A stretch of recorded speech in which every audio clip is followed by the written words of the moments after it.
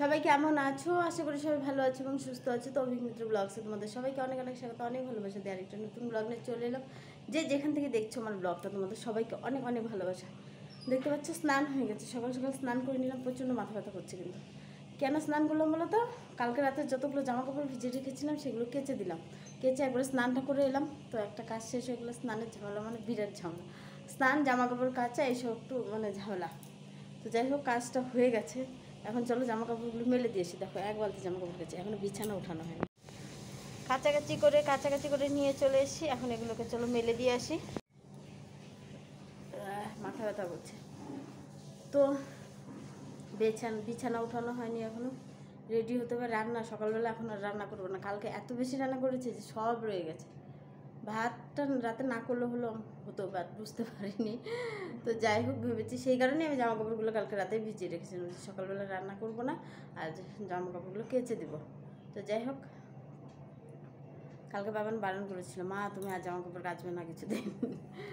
তো চলো মেলে দিয়েছি, আর কথা বলি না। এসে প্রচুর কাজ আছে, রেডি হতে হবে। বাবান চলে আসবে, ওকে খেতে দেবো। সবজিগুলো একটু গরম করতে হবে। তো চলো পটাপট মেলে দিয়ে আসি আগে। হ্যালো ফ্রেন্ডস, তো চলে এসেছি গো ডিউটি থেকে এসে। চায় আর লাঞ্চে এসে কোনো কিছু তোমাদের সাথে শেয়ার করিনি। রান্নাবাড়ি করতে হয়েছে, জামা কাপড়গুলো কেচেছিলাম সেগুলো ধুয়ে ভাঁজ করে সব রেখেছি। আরও জামা কাপড় ছিল সেগুলোকে ভাঁজ করেছি।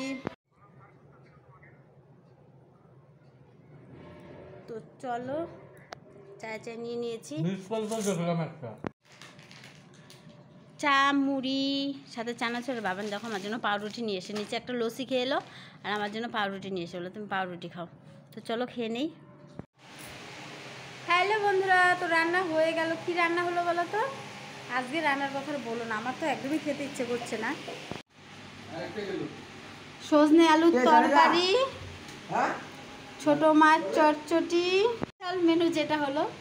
স্পেশাল মেনু যেটা হলো রাতে হলো করলা ভাজা। তোমাদের দাদার বলে খেতেই লাগবে রাতে করলা ভাজা। এখন আর ডিম করতে লাগবে না, ছোট মাছ দেখো। দেখছো ডিম নিয়ে নিল, ডিম করবে। আমি ডিম করতাম, যা গরম পড়েছে সেই জন্য আমি আজকে ডিম দিতে চাইছিলাম না বাবানকে। এখন না, সে ডিম ভাজবে।